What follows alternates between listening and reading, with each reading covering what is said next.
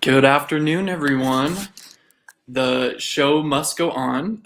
We just lost power at our catch building, so thank you for sticking with us. We are now at First Pres Church, where our board chair graciously is hosting us. And we're only a few minutes late, so thank you for staying with us. We're excited to chat with you today. And thank you for tuning in for our Lunch and Learn session with Catch. My name is Garrett Kalt, and I serve our organization as Director of Development. And here at Catch, education is at the forefront of everything we do. We thank you for being here today to learn and to share that learning with your friends, family, and neighbors. There are a lot of misconceptions about people who are experiencing homelessness, and educated messengers are essential to our efforts to end homelessness here in the Treasure Valley. And today's topic is homelessness solvable? And we'll talk about the power of collaboration. And today we're joined with our speakers, Stephanie Day, Executive Director of Catch, and Andrew Kukla, the Catch Board Chair President. And this is a panel discussion. I will ask the speakers a list of questions and then take questions from the audience. So please place your questions in the chat as you have them. And speaking of the chat, we hope that this will be more of a conversation than a lecture. So please utilize the chat to introduce yourself, tell us where you're watching from, and share your thoughts and questions as they occur. Lastly, please share this conversation with a friend and engage in our upcoming session. With that, once again, thank you all for being here and for being informed messengers. I'll now welcome our speakers and we'll begin our session.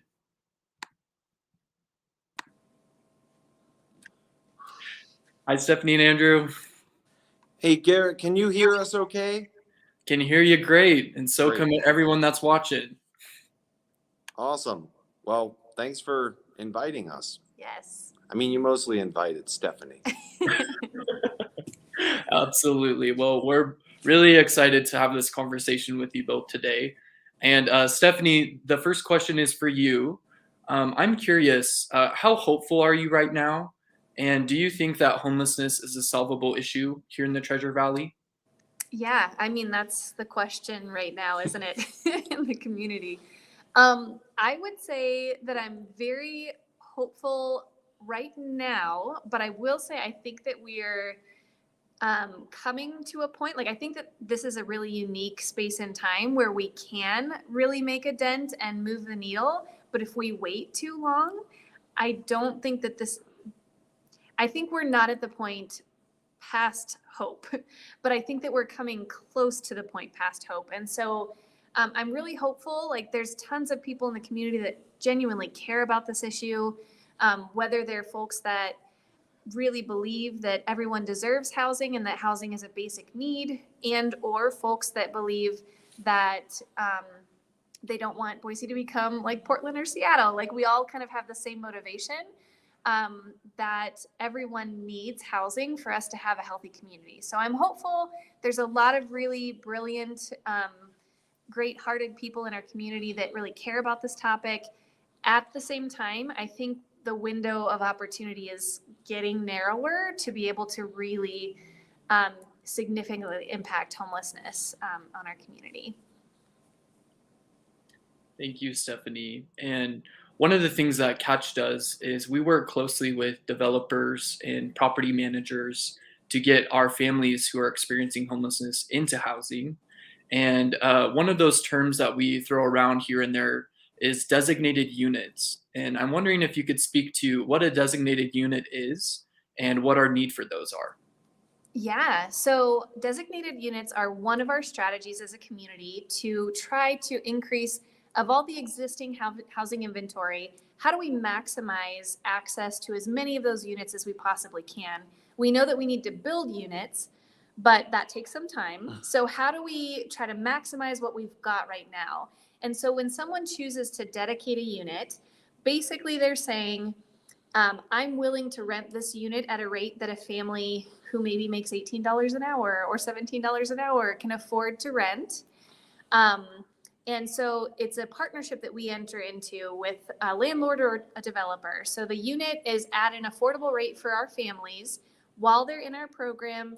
And then generally it's also a commitment to keep the rent at a rate that the family can afford after they've graduated from the program as well. So as long as that person's in that unit, the rate is an affordable rate for our families. And we have been really, really fortunate to partner with the Pacific companies. I think we have about 12 dedicated units in Ada County through them. And then Northwest Capital Corps in Keenan County has given us a dedicated unit there. So it's just the beginning. We're working on a campaign to get 300 dedicated units over the next 5 years. But it's a way for people who have rentals in the community and or the developer community to really get involved in actively ending homelessness in our community. Thank you, Stephanie. And we often say at Catch that it takes a community to change a community. And Andrew, your involvement is a great example of that. I'm curious if you could tell us more about how you've engaged with Catch and how churches like First Presbyterian really help us in our mission to end homelessness here in the Treasure Valley. Yeah, thank you, Garrett. I think one of the beautiful pieces of how Catch works is it's sort of like we take all comers, right? Like so there aren't people or organizations we don't want to work with.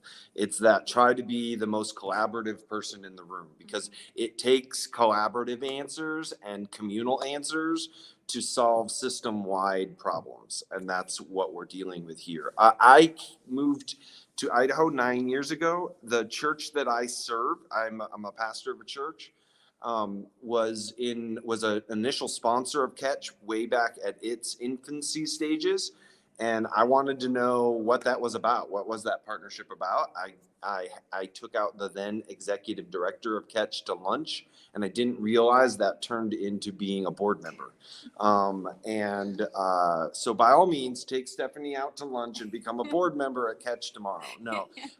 And that's been actually a beautiful thing. It's informed everything that I do as I start to learn about these problems and get deeper into these problems. I'm incredibly enriched in my own understanding of the world and my own sort of ministry and work that I do by what I learned from Catch. And Catch loves to have partners who are dedicated. A lot of partners will come and go, and we recognize that. But one of the things that I've really loved about our relationship is that it's 15 years and still going. And that enables Catch to really talk to us about, hey, what do we need from this partnership? And from us to be able to say, what could we be doing differently? How could we be altering that partnership and moving deeper? And it's been a wonderful organization to be able to get involved with and to help deepen my understanding and engagement in the larger context of where I live. Thank you, Andrew. And I like how you named that we welcome one and all, and we really are a collaborative bunch. Andrew pointed to one of our Catch values, which is to be the most collaborative person in the room. And so if you're listening to this today and you're curious about how you can get involved with Catch, please reach out to us. You can find our contact information on the website. Another special thing about Catch is we operate from a housing first philosophy and model. And I wanted to dive into that and have you both kind of comment on what you think housing first is and how you conceptualize that concept. And Stephanie, we'll go ahead and start with you. All right. So to me, housing first equals like Maslow's hierarchy of needs. So I really truly believe that it's going to be really, really, really difficult for someone to improve the quality of their life if they don't have their basic needs met. And that's mostly because, like if any of us think about where we are, how healthy we are, like if you have like a giant deadline over your head, and think about like those spaces in time, how well are you eating? How are you treating your family members? Like, all those choices that you make when there's something giant in your life that's sucking all of your attention into it. Well, think about if that's your basic needs. Like if you have to worry about what you're going to eat today, or if you're going to be safe if you're sleeping outside, it's going to be really hard to work on your childhood trauma or finding a job or daycare. Like, it's just really, really hard, unless you have your basic needs met, to really work on those other levels of self-actualization. So the housing first philosophy to me is providing the basic needs to give people the opportunity to be able to work on other levels of self-actualization and wellness in their own lives. Yeah, so essentially I'm a professional storyteller, so I'm going to use a metaphor here because I was thinking about it when you mentioned Garrett, like, oh, that's a value and we want to bring you in. I was like, I kind of think of my job as the person in volleyball who sets the ball, right? Because everyone wants to be the 6'4" person who jumps over the net and spikes the ball and wins the point. Stephanie, you are not 6'4", are No. you? I am not 6'4" either. And yet that person only gets to do what they do when someone has positioned the ball for them to succeed. And in so much of our life, we're actually positioned to fail. Like, and we position ourselves to fail, and we position other people to fail. We like set up a standard. We want to measure measurables. We're all about measurables, and we're not about measurables, right? But it's about, did we set each other up to succeed at those measurables? And the way that we do that at Catch is to say, you can't succeed at treatment, you can't succeed at a more sustainable income level, you can't succeed at your educational journey, you can't succeed at these things if you are trying to figure out how to sleep in your car and not get arrested and put a little bit of food on the table. So what we do to set you up to succeed is we say, let's take care of housing. Let's get that good foundation. Let's get the base of the pyramid done. And then from here, we can start to do the flashy stuff that folks want to see, the measurables, but we're in a position to succeed at them. And that's housing first. Take care of the steps that make you more successful at the next step, and then the next step. I think today that's my answer. Yes, thank you both for detangling that. I feel like it can be a hard concept to understand in many ways, but it's also fairly simple that if you don't have a house, then the other things are harder to work on. Can Hence, I actually, sorry, Garrett, I know I'm probably not supposed to interrupt. I wanted to do the same thing. Did Go you? ahead. So maybe we were thinking the same thing, but I also want to clarify, oftentimes people hear housing first and they think housing only. And housing first means that housing is like that piece that you need to have in place before you work on the other levels, but also like the other areas of stability that people need in their lives to maintain that housing are incorporated into that too. So that's why you have support services, because housing alone for some folks is not enough. So housing first is like addressing the housing first, but then there are other steps of stabilization beyond that too. I just wanted to clarify that. Is that right? Well, that works better than what I was going to say. So go ahead, Garrett. Thank you both so much. And I'll go ahead and put in the chat the National Alliance to Tackle Homelessness. They have a really broad definition, and I'll send that in the chat so folks can check that out. My next question is for Stephanie. And Stephanie, I'm curious, what is the greatest barrier right now? What is the greatest thing in our way of ending homelessness for families and individuals here in the Treasure Valley? I'm going to answer that. I'm going to answer the two greatest barriers because I'm not sure which one's harder to surmount than the other. Housing inventory, like housing stock, 100% a huge barrier. And I will just let the audience know, like, I've been in this field for the last 14 years in the Treasure Valley. I have never seen anything like how hard the housing market is right now. Rents have risen significantly. Income has risen a little bit, but not enough to keep up with the rise in rents.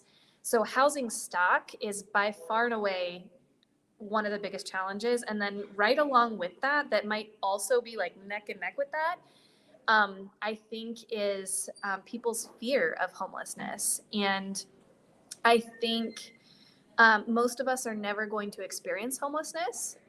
And so if we don't have a lived experience, it's really hard to understand. And when we don't understand something, sometimes it can feel scary or we can misunderstand it. I think that the other piece is like community education and just helping people understand what homelessness is and what it's not. Because I think that there's a lot of fear that like drives people to oppose affordable housing in their neighborhoods or in their backyards. I think that those two pieces are probably the biggest challenges that we have as a community. And to kind of wrap around Stephanie's response, we talked about designated units before. If you are a developer or a property manager who has housing, can create housing, and would like to partner with Catch, we would love to do so. So please connect with us and you can help end homelessness for a family here in the Treasure Valley. And in terms of education, thank you for listening today. This is huge, and we need more people who are willing to engage in the conversation and be informed messengers for this issue. So thank you. Please share it with your friends and family and continue to advocate for this issue. I'm going to go ahead and go to Andrew now. And Andrew, I'm curious if you could please tell me, why do you believe in Catch? And what would you like other people to know about this nonprofit organization? Oh, I'm allowed to have an hour. Why do I believe? Okay, first of all, I want to give you a little window into. I consider my role with Catch very, very small, but I get this window into the world of Catch, which is such a gift. And 2 months ago, that's just going to work as an answer. I was in Stephanie's office and was talking and with our director of housing programs, Jeremy Blades, and he was telling me that most of our case workers are so almost feeling disconnected from their purpose because it's so hard to house people right now with the housing inventory and another, I'm going to say, elephant in the room we're not talking about, which is the discrepancy between wage earning and the cost of housing. I mean, we can get a lot more units, but if they're all at $1,500 a month, we're not, I mean, that's not going to solve the problem without more problems. But anyway, he was talking about his case workers feel like they're futile, that they're not able to accomplish their mission.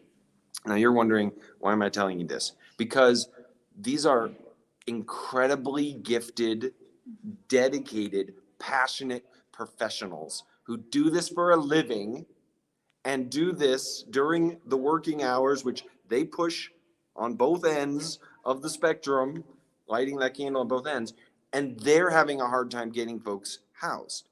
Now imagine if they're not working on behalf of these individuals who are mostly having a job, trying to get kids to school, trying to figure out where to live tonight, trying to figure out how to eat tonight, and they can't go to a pantry, and they can't shop at Costco, and they can't, because these things all require a house to house the things, right?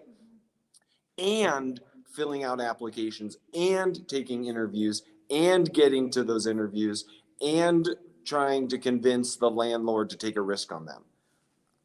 Our professional staff is struggling with that job. Now imagine you don't have that staff working for you. And that's why it's so important to have that staff who's literally making the phone calls, who's following up on the appointments, who's doing the best we can to set up each other to succeed. And you know, a life verse for me, and I'm going to go to my scriptural tradition because it's mine. The prophet Jeremiah, speaking to the Jews in exile, says, "Seek the welfare of your city," even though their city is a foreign land, because the welfare of your city will be your welfare. You know, and when we create healthy communities and healthy relationships and healthy neighbors, we're healthier. And Catch gets that at a fundamental level, and they work tirelessly and tired to make sure that everybody has a chance to succeed. And I will always say yes to that. Thank you for sharing, Andrew. And many people note how Catch is very resilient and has adapted. I'm curious if you all could share with us, how has Catch adapted during COVID and this current housing market, and how has work looked and felt a little different? Um, sure. So I believe the question, sorry, we couldn't hear it super well, was about how we've adapted during COVID. And so I will say, obviously, initially, um, we most of us quarantined for the first month. And then to be honest, like the folks that we serve don't have homes to quarantine in. And so we tried to balance like safety. Everybody wears masks all the time. We tried to keep 6 feet of distance, sanitizing surfaces. We tried to do what we do as safely as possible. And we did limit physical contact if that was possible. But a lot of the folks that we serve don't have the luxury of quarantining, and they don't have phones, and like they need people to be physically present for them sometimes. So for the most part during COVID, we have been still meeting with folks. I will say in 2020, we did a lot more trying to meet with our clients over the phone and virtually. And what we found was that was a lot less successful than meeting with folks in person. So we've shifted, and we've tried to be really responsible and safe. But at the same time, like the people that we serve really need us to be there for them physically sometimes. And so we are kind of doing that as well.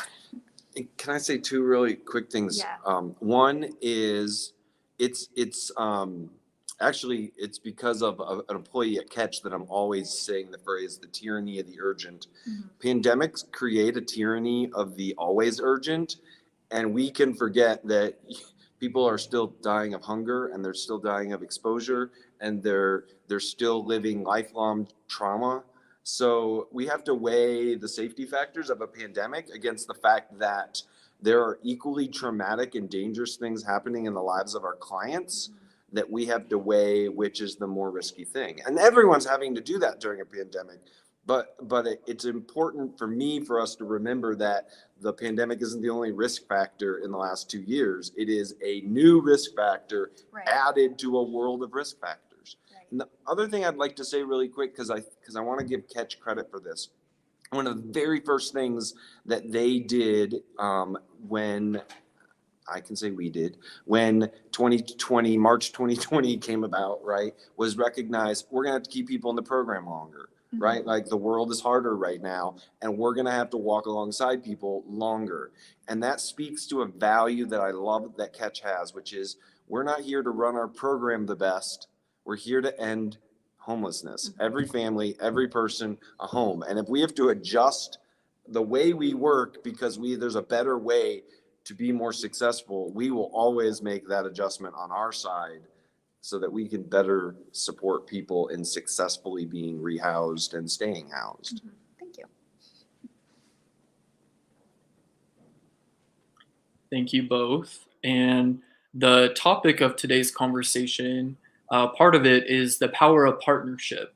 And so I'm curious if both of you could please explain some partnerships that have helped propel Catch forward, and some of the really meaningful partnerships that we are working on now, and how people can, once again, form a partnership with us, and what type of partners we're currently looking for. Sure. I can start and then hand it off to Andrew. So I hesitate to do this because I know I'm going to miss like a big partner and they're going to be mad at me. But I will say, like, I'd love to just let everybody out there know, like, our probably closest partners in this work that we're doing are the Boise City Ada County Housing Authority. They have been incredible working with us to try to help support our programs to make the whole system work better. So, for example, one of the things that we've been able to accomplish with them is they created a preference in the Section 8 process. So if our families are getting ready to graduate, they can get a Section 8 voucher. And that's huge for us because in the past, when housing and income were closer together, we could shoot for people spending about 30% of their income on their housing, which is the national guidance. Like if you're paying more than 30% on your rent and utilities, you're probably rent burdened and going to have a hard time financially making it. So that was what we always shot for. At this point, with the way that housing has really outpaced income in its growth, we're like graduating people from the program paying 50 or 60% of their income towards their housing. And that just leaves them in a really precarious situation. So if they can get a Section 8 voucher, it means basically that they get to continue to pay 30% of their rent of their income for their rent and utilities, and then that voucher can subsidize the rest. So it just keeps them in a safer space as far as like moving into the future and housing stability. So that's been huge for our program. Terry Riley has been a great partner with building and launching New Path and administering all of that programming. The city of Boise is a huge supporter, and very, very thankful for all the support that they've given the community around making sure that we are addressing homelessness and not just ignoring it. First Presbyterian, honestly, like Andrew's gonna be mad that I do this, but Andrew's my boss, and I cannot fathom a better board president. And I know sometimes he probably wants to quit, but honestly, like to have a board president who's providing leadership for our organization, who genuinely gets this work and is so passionate about it, and just like seeps that passion into the community in all the different ways that he connects in the community. First Pres is a huge partner and part of our success. So those are just a few. I know that there are a million other partners that we work with that I should probably mention, but I don't want to like make this lunch and learn 3 hours. So those are kind of the biggies. Oh, and I do want to mention Pacific Companies that is currently doing our dedicated units. That's a huge partnership as well. So those are the big ones that I want to mention. And I'm so sorry if anybody's watching and I didn't mention you and you're a partner. Well, and I guess I want to talk for a second about the progression of partnership. So let me, I'm a very self-revelatory person, come from a confessional tradition, so I just do that, right? So I'm not very good at friendship.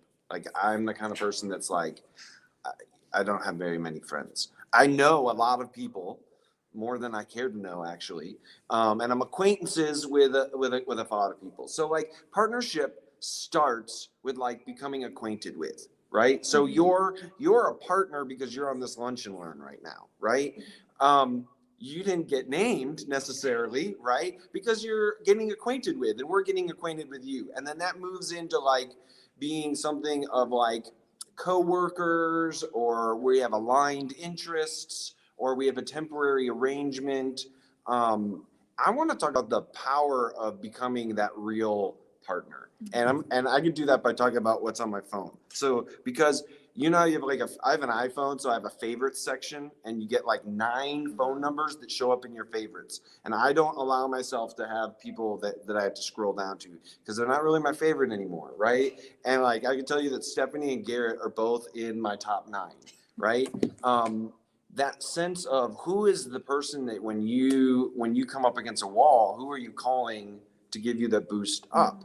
And those kind of people, those kind of partnerships make you keep working when past the point when you're done working, or when you no longer know where to go or how to go there. And I want to be that partner, and I want to have those kind of partners. And that's why I think it's important to recognize that there's lots that we can do in momentary aligned moments, and we will take all the folks. But we also want to progress those things to being like our deep friends, the people who make it into our favorites. In a fundraising world, the average person gives to about 5 things, regularly gives to about 5 things. And ideally, we want to work our way up that list, right?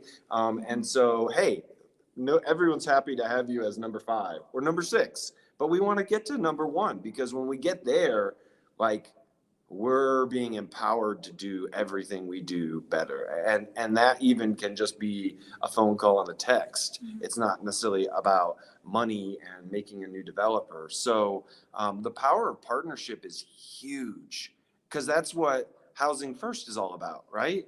It's we're partnered in making the whole pyramid. We're going to start here, and we're going to work up with you. And we're not going to just go away. In fact, one of the early stages, and I've been involved with Catch for too long, not too long really, but one of the early learnings we had was We had no metric or expectation for how much time would a case manager spend with a graduated family, right? Because this isn't like, oh, you get on a waiting list. Oh, we work with you for 6 months, which was our original model. And then we tried to do a progressive engagement. We said, oh, 4 to 6 months. And now I think we're at like 7 to 9 months is the general understanding. But we never turn your appointment away. We're partners. You're on our favorites list. And so we had to learn, like, how much time would a case manager invest in a graduated family who has come back to say, you are a friend, you have my back, and I need you right now. And we're going to take that call. So there's a million ways to start partnership, and then I just want to speak to the power of deepening and including that relationship as a long-term commitment, and then getting named because you've been those long-term commitments. Right.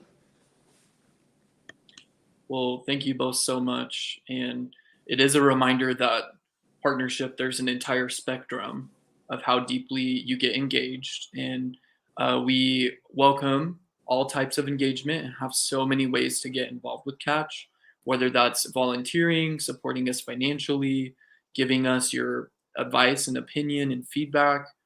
There's lots of ways to get involved, and we're always looking for folks to join our movement.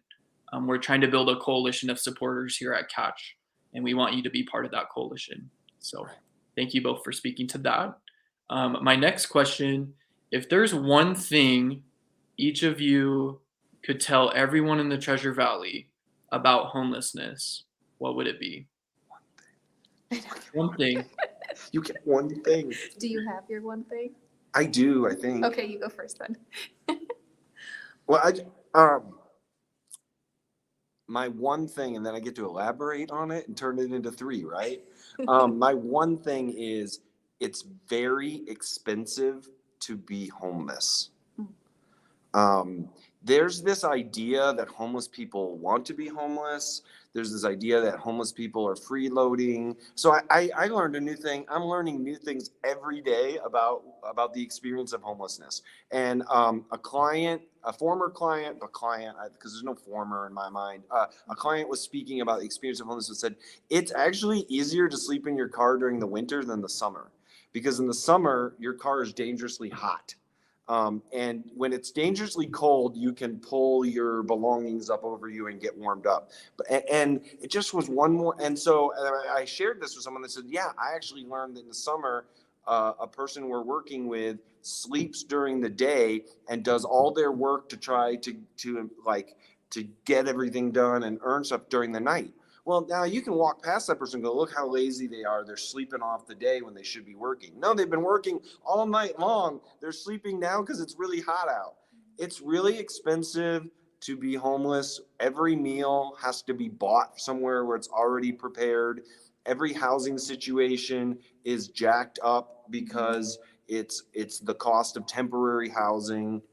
And it's expensive in wraparound services to the community around us.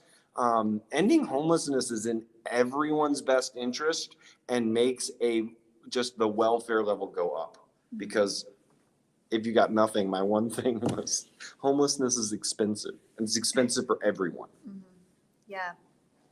I think, like, kind of piggybacking off of what Andrew's saying, I'm like, and I know not everybody's this way, but I'm like a super, if you're familiar with StrengthsFinders, like connectivity is like one of my main strengths. And like, I just see the interconnectedness of the entire community and how even if you never experience homelessness and maybe you never drive down Americana and you never see it, like you're still impacted by it. And like, I think sometimes like this is what I'm going to say. And sometimes I'm nervous about saying this, but I'm going to say it anyway. I think like what I'm learning about this is that a lot of times we think that problems are like outside of us, and really we're so deeply impacted by them. And so there's the impact of like seeing people in the downtown corridor driving by, but there's also the impact of like, I think there's a tendency like when we don't have a shared experience and we can sometimes fear people experiencing homelessness, I think that sometimes to a certain extent, even myself, like you can stop seeing people as fully human. And I think when we stop seeing other human beings as fully human, we lose a part of our own humanity in that process. And so like there are just so many different levels of like interconnectedness with this topic that whether or not you experience it or have a family member that's experiencing it, like it deeply impacts us on all levels. The kids that your kids go to school with, maybe the person that's serving you at the restaurant,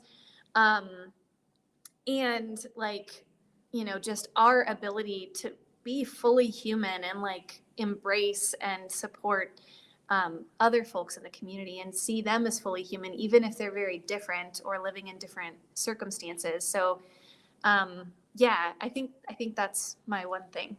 It's just like whether or not you think you're impacted by homelessness, you 100% are. We could do like a whole hour on the untracked consequences Mhm. of homelessness that you are feeling, but you don't know it. Mhm. Yeah, absolutely. I want that one. That's my one thing. Join us next year for that lunch and learn. All right, we have Ellen Bush. Hi, Ellen. Thank you so much for joining us. I'm going to put her question on the screen here. And Ellen is asking, do you all consider including inequality, inequity, poverty as operative in causes for people to fall out of housing? It seems to me that Boise's growing so fast with inequality is a fast track to becoming like those other cities. Yeah, I mean 100%. You know, we were just like our leadership team meeting this morning. We were talking about how, oh gosh, I don't know if I should say these things all the time, but we were talking about how like literally in a capitalistic society, like there are supposed to be winners and losers, and so like we're kind of in a way constantly fighting against the natural like state of the economic system that we have and trying to connect folks that are on the losing side of the economic equation with resources. Yeah, 100%. Yes. And I don't know if you have. Well, I mean, just like, and I had this explained to me once, like, although I'm going to change the game a little bit, but like, imagine playing cards with someone. You're operating with a deck that's got all the cards, and they're operating with a deck that has nothing over a 9. Mhm. You know, and then something like COVID happens. I mean, there's all sorts of conversations around there. Like the pandemic didn't hit us all equally, Mhm. right? So I mean, I'm a person of deep privilege and power. When my kids had to be housed at home, my work would be okay with me going home to do it, and my wife works from home. For a company in Florida. She was already one of those remote workers, but like it was hard on us. We'll talk about exhaustion we're still feeling from a year ago, and yet we were playing with a deck of cards that had all the cards in it. And so absolutely inequalities, the system is set up to help certain people succeed and certain people try to keep other people from succeeding far more often than we want to talk about. And I think that that is a really important part about housing. It's also these issues cross. So we run a food pantry on Monday nights. Our food pantry is largely, actually, our largest population uses our food pantry are relocated refugees. And we had a person, you know, come in because their rent went from $900 to $1,500 a month. Mhm. In 1 month. No warning. Like, could you imagine all of a sudden your housing is 50% more expensive tomorrow, and you have no time to adjust to that? And then that person is being evicted, and folks are going to say, oh, well, there are eviction moratoriums. The money is still owed, you know, but now you've accrued debt, and then those things follow you, which is what happened on one of the other things Catch early on had to learn is we'd go to rehouse someone and learn, oh, well, when they lost their housing, they had $600 in utility debt, and the utility company did not forget. Mhm. They did not forget. So we went to rehouse them, and we put things in people's names because we're positioning them to succeed. We're not succeeding for them, you know, and oh, well, you got to pay that off before you can start utilities in that person's name. Well, now it's not just that they need first month. Anyway, sorry, you just get me going. I'll get going. But yes, the answer to your question is yes. Yeah, and I do want to just add to that too, really quickly, that also we as Catch recognize that we need to be doing work within ourselves. Like, yes, it's so easy to point to all the systemic external factors that lead to inequality and inequitable access. But we need to really be paying attention internally to how our processes and procedures and, like, honestly, how the whole system, how all of us are working together could potentially be contributing to that too. One specific thing that I'll just mention, we're currently in the process of working with a class at Boise State that's helping us analyze all of our data and see if there are any like trends or patterns that we need to be paying attention to. And I think that they're going to like take on like another couple of students are going to take on a process of like walking us through developing a DEI plan for next year. So yes, that's diversity, equality, and inclusion. Yes, thank you.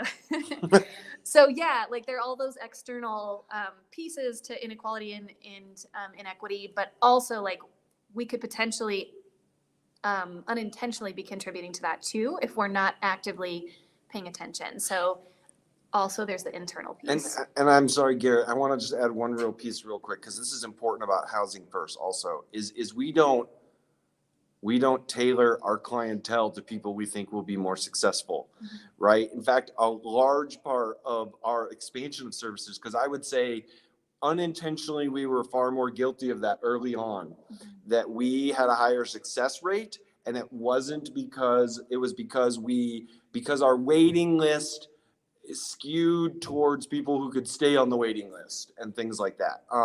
And we're having to continually learn, because the idea is not, let's work with the people who can be most successful so we look more successful. In fact, we'd rather look less successful because we're helping the people with the most barrier to being rehoused get rehoused.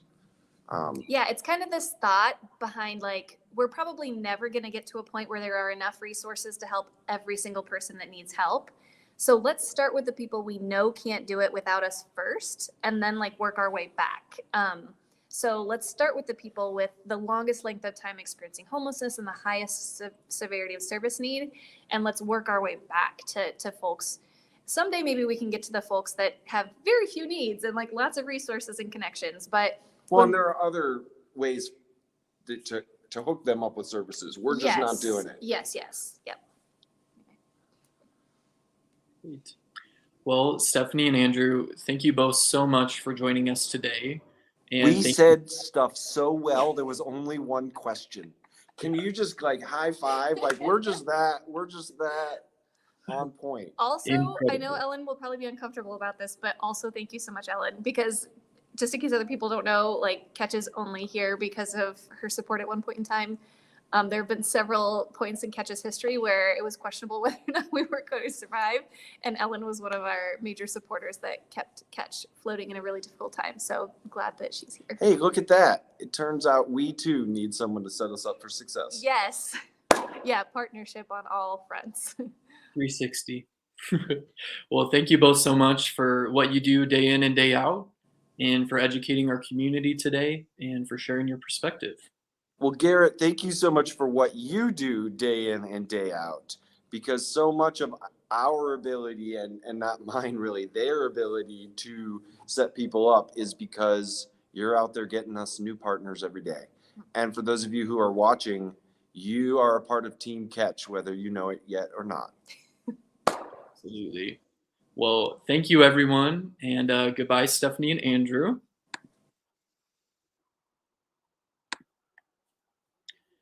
And to wrap up today, I just wanted to say thank you once again to Stephanie and Andrew for informing us, and for the work that them and their teams do every day to help folks who are experiencing homelessness.